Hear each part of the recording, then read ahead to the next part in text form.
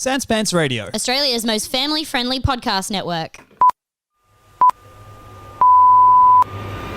This is Newsfighters, where we fight the news so you don't have to. With Dylan Behan. Yes, hello fighters. Welcome to Newsfighters for today, February the 2nd, 2020. I'm your host, Dylan Behan. Coming up on today's show, we've got the latest from the front line of the Australia Day culture wars, and joining me for a chat is a guy you might know, as I've been his longtime sidekick DJ, Hobo Paul Schaefer. It's the host of A Rational Fear, Dan Ilic. I'm really excited that Rational Fear might be a super spreader event. That's what I'm most excited about. Okay, first up the headlines, and over in WA, Perth heading into a 5-day lockdown after a hotel quarantine security guard tests positive to COVID-19. Western Australia had gone nearly 10 months without recording a local virus case. Yes, Perth has got the sickness and they're going into lockdown. But why so suddenly? Well, it turns out they haven't been following the hotel quarantine protocols over there. During the announcement here in WA, Mark McGowan did face one big question. Why wasn't the security guard tested daily? A protocol, we understand, was agreed upon at National Cabinet earlier this month. We're also learning that the security guard was an Uber driver. Yes, it turns out WA still wasn't testing their hotel quarantine workers daily. And unlike in other states where the hotel quarantine workers are paid a full-time living wage, this guy was allowed to take on a second job as a rideshare driver. Yes, I've said it so many times on the show now, I think I'm going to have to get it printed on a t-shirt. Insecure work is going to kill us all. Well, at least the one good thing to come out of this is that we'll no longer have to put up with the endless berating from West Australian Premier Mark McGowan for our handling of COVID. I just urge the New South Wales government and people in New South Wales to look outside of New South Wales at what other states and territories are doing. I just urge New South Wales, have a look at what Western Australia has done. We've got the right model when it comes to these sorts of things. No, you don't. You really don't. The WA authorities also had this to say about the infected worker. We know he didn't expose himself unnecessarily. And thank God. I mean, it's bad enough he's got COVID. He doesn't have to go around flashing himself everywhere like a Uber driving, hotel quarantine working Harvey Weinstein. Moving on in federal politics. Liberal MP Kevin Andrews has become the first federal Liberal in 30 years to be unseated in a party preselection in Victoria. Yes, Liberal MP Kevin Andrews, who you probably don't remember, bizarrely tried to go for the Liberal leadership in 2009 and 2016, has lost his own seat in a pre-selection battle. Now, don't feel bad if you don't remember him. I mean, he couldn't even remember who the deputy leader of his own party was. I believe that the team of Tony Abbott and Julie Gillard is the best leadership team for the Liberal Party. But most famously, during the marriage equality debate, Andrews famously compared gay relationships to cycling. I have an affectionate relationship with my cycling mates who we go cycling on the weekends, but that's not marriage. Thanks, Kevin. Literally nobody was lobbying to be able to marry their cycling mates. I'm surprised we didn't wind up with another $120 million plebiscite thanks to your remarks there. Oh, hey, and I was at the gym on the weekend, and yes, I know you can tell. And I saw this out of the corner of my eye on the ABC. Since 1959, the ABC has invited a prominent Australian to share their views on the challenges and opportunities that lie ahead for our country. This year's Boyer Lecturer is leading Australian businessman Dr. Andrew Forrest. Wait, what? The ABC board invited Andrew Twiggy Forrest, the anti-mining tax, pro-cashless welfare card, dig everything out of the ground and sell it to China, billionaire mining magnate, to deliver this year's Boyer Lecture? Well, I guess I now know why the ABC didn't want to pick up Newsfighters. I'm just not enough of a billionaire mining magnate for them, even though I did dig a fence post hole once. Oh, hey, and Gina Reinhardt, if you're listening, give me a call. I think I've got an idea for a podcast pilot you might be interested in. Well, anyways, look, let's be open-minded. Let's give Twiggy Forrest the benefit of the doubt and hear what he had to say in his first Boyer Lecture. One of my favourite songs is Tom Petty's Running Down a Dream. In the song, he's chasing a dream that won't happen unless he pursues it, wherever it leads. It's a song that makes you feel like anything is possible. We played it every time our plane took off on our recent 5-month journey around the world. Well, that was predictable. Of course, if you give any boomer a microphone, they'll just start bragging about all the travel they've done recently, even at the height of the COVID pandemic, mind you. And then they'll just start reciting lyrics from a boomer rock song by Travelling Wilbury. Well, at least he didn't just stand on stage and recite financial credentials of his company like it was some kind of advertisement. I think the real climate challenger could be Fortescue. It has a market capitalisation of less than $60 billion. But it made a net profit after tax of over $940 million just last month. With it handing over free advertising airtime to billionaire mining executives while simultaneously axing anything resembling biting political satire or youth programming, I have to say the ABC board is certainly, in my opinion, running down a dream.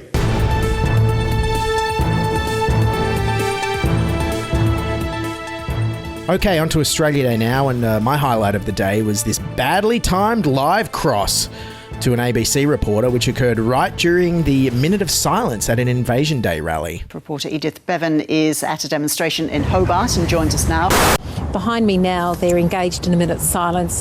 Well, it's interesting here that of the sort of 700 people or so, of the 700 people or so who have turned out today, there's a range of people here from the very young to the very old, from all sorts of backgrounds. So it's interesting that Edith, I think with what's going on there, which we can see clearly, we'll leave Edith Bevan reporting there from Hobart. We'll perhaps go back to Edith when that minute's silence has been completed. Also right on cue, we had the annual brouhaha over the Australia Day honours list. And boy, this year they really were courting controversy. Well, the news broke today that Australian tennis legend Margaret Court will receive the highest Australia Day honour next week. The move has sparked outrage, however, because of Mrs Court's uncompromising religious views, particularly regarding the LGBTQI community. And the past has labelled transgender children the work of the devil, has opposed gay people being parents, and has fought against marriage equality in Australia. Even that LGBT in the schools, it's of the devil, it's not of God. Okay, some quite hurtful and hate-filled words there. So how does Margaret Court defend herself? Today, the 78-year-old said her critics needed to move on. And I teach the Bible, what God says in the Bible. Which reminds me of a famous saying from the Bible that Margaret Court herself might want to follow. Render unto Caesar any dodgy awards mistakenly given out to hurtful homophobes. Meanwhile, it was also Australia Day in the UK. British Prime Minister Boris Johnson has wished Australians a happy Australia Day, promising to raise a tinny to his Commonwealth kin. Let's take a moment to celebrate the lucky country and raise a tinny to Australia. I'm not quite sure how Boris Johnson will even be able to hold a tinny, what with all the blood on his hands. The UK is feeling the full effects, marking 100,000 deaths from the virus. The Prime Minister, Boris Johnson, says he takes full responsibility for the UK's disastrous toll. As Prime Minister, I take full responsibility for everything that the government has done. Now on to Australia Day sport. January 26 sport. Cricket officials will reportedly refer to next Tuesday's Big Bash lineup as January 26 rather than Australia Day. Well, I'm in favour of this, but I'm a bit worried it could get a bit confusing in the year 2025 when January 26th is a Sunday, so January 27 will be the Australia Day public holiday. It could lead to conversations like this. Hello, Ticketmaster. Can I get 2 tickets to the 2025-2020 January 26 match on January 27, thanks? Hello? Yes, and right on cue, Prime Minister Scott Morrison was outraged that Cricket Australia dare refer to the 26th of January as January 26. The Prime Minister has slammed Cricket Australia over its decision to drop any reference to Australia Day from promotions for Big Bash matches on January 26. Cricket Australia made the call to promote inclusivity following consultation with Indigenous leaders. Well, I know, it's very hard to believe the guy who ordered the removal of a gender-inclusive bathroom sign is against inclusion. It's just political correctness over the top. So what, the signs are going to go? No, that's what I expect. Scott Morrison also offered this bizarre insight when asked about the Cricket Australia decision. You know, when those 12 ships turned up in Sydney, all those years ago, it wasn't a particularly flash day for the people on those vessels either. And I think what that day to this demonstrates is how far we've come as a country.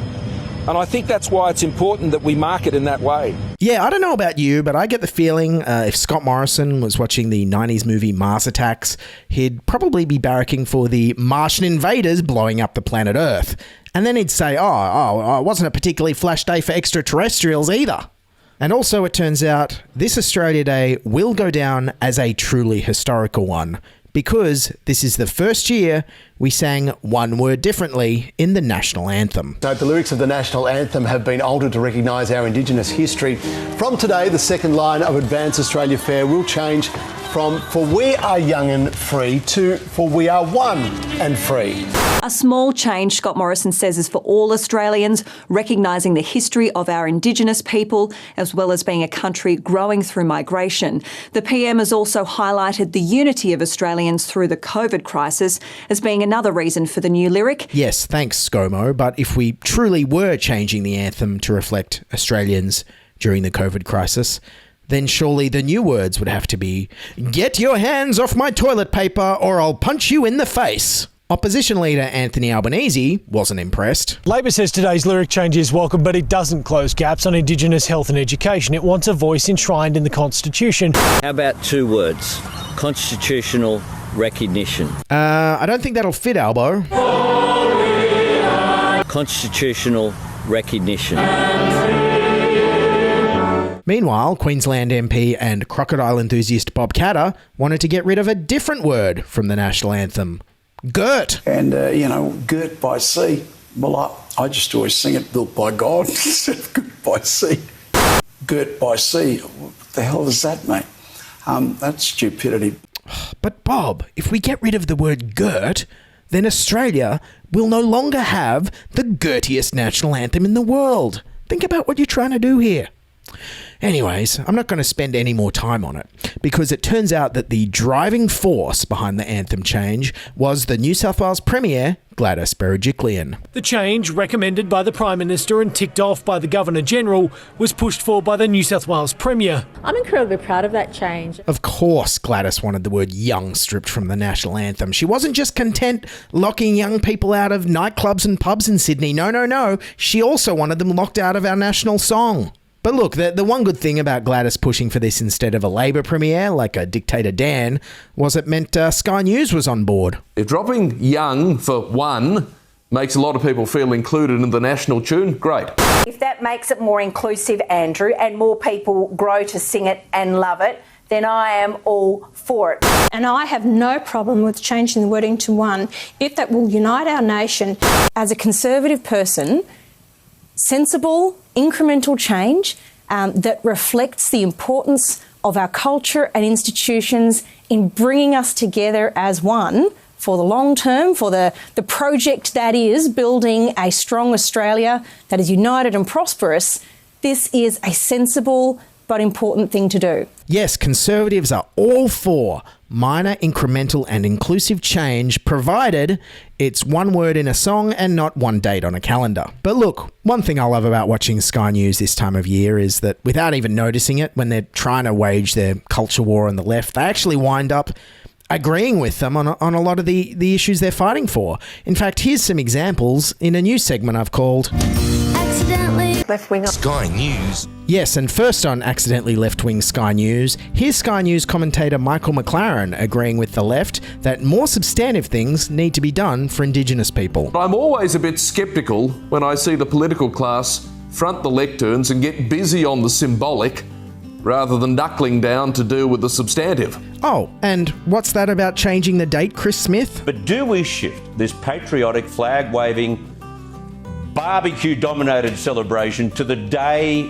we federated, January the 1st? And then on January the 26th, the invasion mob can have the day all to themselves. And they'd probably rename the day. I noticed the term Survival Day has started to creep in. Yes, Chris Smith there, starting to understand why people want to change the date, because many see it as a day of mourning and not a day to party and wave flags. He's finally getting it. And here's Sky News host Peter Stefanovic getting Liberal Queensland Senator Matt Canavan to agree that more needs to be done about closing the gap and stopping Indigenous deaths in custody. We're one of the most prosperous, free, lucky countries in the world. Yeah, but not prosperous for those remote communities where life expectancy is low and deaths in custody is high. I mean, they are the issues that we need to tackle, right? Absolutely. Yes, and then Matt Canavan even began to understand what change the daters are fighting for. A few weeks ago, we wanted to change the anthem, so we changed the anthem. Now we want to change the date. If we change the date, they want to change the flag. If we change the flag, they want to change the monarchy. They want to change the government. See, Matt Canavan gets it. We want to make Australia less racist, less backwards and more inclusive by first changing the anthem and then going further by changing the date, changing the flag, closing the gap on Indigenous education and health, adding constitutional recognition, ending Indigenous deaths in custody, and hey, maybe even eventually one day becoming a republic. Because hey, I'm not British. I can't even visit the UK at the moment, and I don't know who this Queen person is who's on all my money. And then if we do all that, we might have a country we can all be proud of, and we can all come together and party and have a barbecue. Even if Australia remains girt by sea. What the hell does that mean? Okay, welcome back to Newsfighters. Joining me now is the creator and host of Rational Fear, which is about to celebrate its 100th episode, and one of the biggest supporters and incubators of Australian comedy talent. It's Dan Ilic. Hi, Dan. How are you going? Oh, hello. Yes, I am a big supporter of an incubator of comedy talent. Right now, I'm sitting on 3 unknown comics, and they are about to hatch.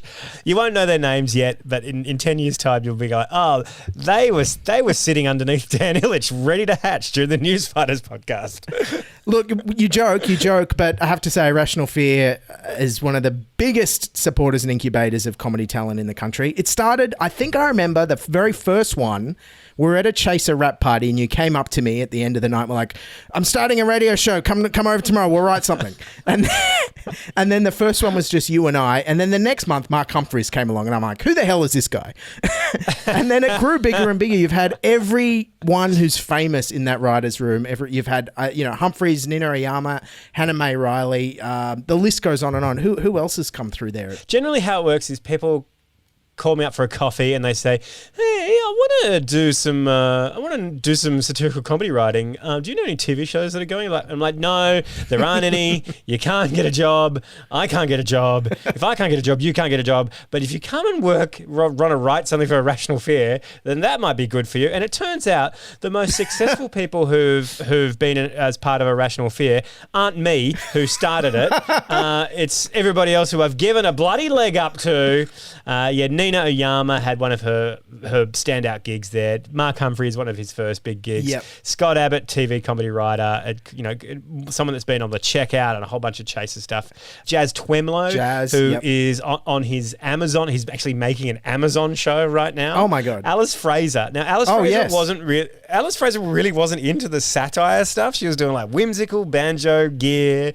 And then I made her do satirical comedy stuff at Irrational Fear. And then she somehow got into Andy Zaltzman's The Bugle because of it. And now she's got a full-time job making satirical comedy podcasts. She got my dream job, a daily news comedy podcast. Damn her. And I want to, let's not forget, people who are extremely online will know. James Colley. Oh, huge. Yes. He's massive on Twitter and he's also the head writer of The Weekly. And Gruen pretty much as well. And Gruen, head writer Gruen and The Weekly. He sent me an email one day saying, hey, can I be your intern? And I said, sure.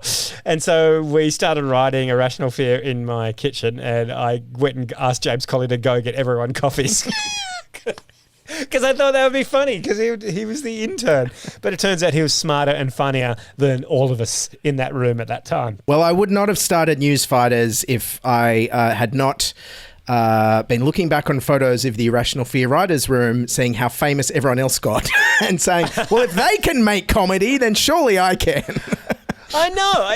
Not that I resent everybody else making it out of Irrational Fear, but fuck, my time must be soon. So, yeah, I mean, loads of folks have come through. And, you know, we've got our 100th episode coming up, and I've still got try to find new people who haven't really been on stage or had much experience but are really good. So we've got this person called Gabby Bolt. She is hysterical on TikTok and Twitter, and she makes Ozpol musicals. So amazing. And we're back. The COVID cluster is crushed, so we're going to be on stage.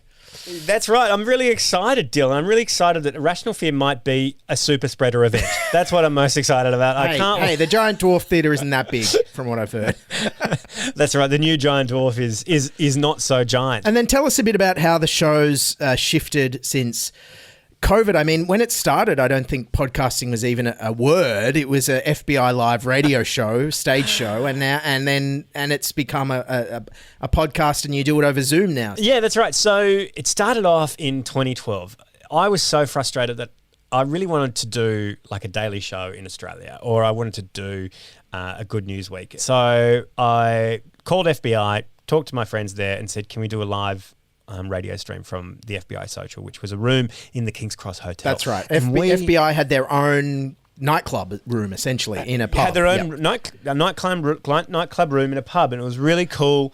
And it didn't cost me anything to put on, and it was cash at the door for tickets, and then I could just easily distribute that cash to people who were on stage. The $20 I got was the first money I ever made comedy writing. I felt over the moon. Yay! Well, that's the whole idea. It was like, we're going to put on a show, and we're not going to do it like a stand-up show where it's like an open mic night. It's going to be fun, collegial. It's going to have a vibe. It's going to have a point of view. It's going to be angry and fast and assertive. The name Irrational Fear came from the idea of kind of making fun of media and how the media makes fun, the media makes us scared. And I kind of was thinking, well, there's only one thing we should really be scared of, and that's climate change. And that's the one thing the media never, ever talks about. So I thought, let's call it Irrational Fear, because fear is irrational, and this is what we're going to be talking about. This week we've been talking about Australia Day, and I understand on Irrational Fear, the latest episode, you've been talking about Murdoch's Australia Day Foundation Award. Very prestigious organisation, the Australia Day Foundation, I've discovered. Tell me about it. I read something about it today on Twitter, but you know a little bit about it, right? There's a very big, long Twitter thing that Malcolm Turnbull, of all people, retweeted that basically explains how it's funded by fossil fuel companies, and they just give awards to themselves and to the biggest supporter of fossil fuels, Rupert Murdoch. We've been talking a little bit about that as well in Australia Day. I don't know, did you hear Rupert Murdoch's acceptance speech? I've got it right here. Let's have a listen. Good evening, paying subscriber. Rupert Murdoch here, saying thanks for my Lifetime Achievement Award. It fills me with enthusiasm for my final days of planetary destruction until I die. Well, let me tell you, I'm far from done. I've ruined democracies in the UK, the USA, and Australia, but there's still pansy little democratic countries around the world that have yet to be torn apart by my lieutenants. Defenseless little New Zealand, I'm looking at you. There's a real movement to silence conservatism, which is why my thousands of publications, TV networks, and radio stations are home to them. And let's not forget MySpace, the future of the internet. Once Facebook and Google are taxed into submission, you'll need an account. You can even put me in your top 5 friends, if you like. To young people, I say, do what I do. Try to destroy everything before you die, leaving behind a husk of a planet that looks just like my heart. Oh, and buy the Daily Telegraph or the Herald Sun. Confidential this week is particularly sexy, believe me. Oh, fantastic. What a great impression. That is the wonderful Rupert Daygas. All right, give us the plug. So it's February 10th at Giant Dwarf. February 10th at Giant Dwarf. We've got a 100th episode live show. We've got Yumi Steins, Hamish Blake, Lewis Hobber, Chris Taylor, Alice Fraser, Gabby Bolt, and DJing is the old school original DJ from Irrational Fear. Before he was Hot Dub Time Machine, he was DJ Tom Loud, and now he's like one of the most sought after DJs in the world. Yes, playing festivals to 50,000 people, playing the Grand Prix. Incredible. Again, all you. You lifted him up. He got the irrational fear bump. That's it. If you want to subscribe to the podcast, go to www.irrationalfear.com, pop in your email address, and I'll send you an email whenever we got a fresh one. Incredible. Dan, I can't thank you enough for being such a great supporter of Newsfighters, such a great supporter of me, such a great supporter of comedy in Australia generally, and the nicest guy you'll ever meet. Thank you so much, Dan Ilic. I always pronounce it's Ilic now, not Ilic. Ilic. Yeah, I decolonized so I could get some more jobs on the ABC, but it hasn't worked out that way. Get some of that SBS money. The rest of my family say Ilic, so I should too, and it absolutely makes sense. So Dan Ilic. Well, at least you know how to pronounce your last name. My family still doesn't know how to pronounce mine. It's different. It's different every time. Can I say I still laugh out loud when you have that voiceover guy go with Dylan Behan, and then you go, "Hi, it's Newsfighters. My name's Dylan Behan," and it's like, "Oh, that's great." He just undercuts his own voiceover. It's fantastic. All right, thanks again. I'll see you at Irrational Fear 100th episode of Giant Dwarf. Super excited. See you then, Dan. Good to be with you. Okay, that's Newsfighters for today, February the 2nd, 2020. Big thank you to Dan Ilic for stopping by from Irrational Fear. Newsfighters is written, presented and produced by me, Dylan Behan, for Sanspants Radio. As always, Newsfighters is produced on the land of the Eora Nation. Never ceded. It's time for a treaty. To support the show and hear extended ad-free episodes, as well as our first ever monthly bonus episode, which features over an hour of outtakes and behind-the-scenes banter, this month co-hosted by our arts and sports correspondent Stefan Pazur, then subscribe to Sanspants Plus at sanspantsradio.com/plus. You'll also hear the extended interview with Dan Ilic. Don't forget, follow us on Facebook, Twitter, and subscribe on YouTube. You can buy me a coffee at buymeacoffee.com/newsfighters. And, tune in next week. Wash your hands, wear a mask, keep fighting, and bye for now. This is Newsfighters, where we fight the news so you don't have to.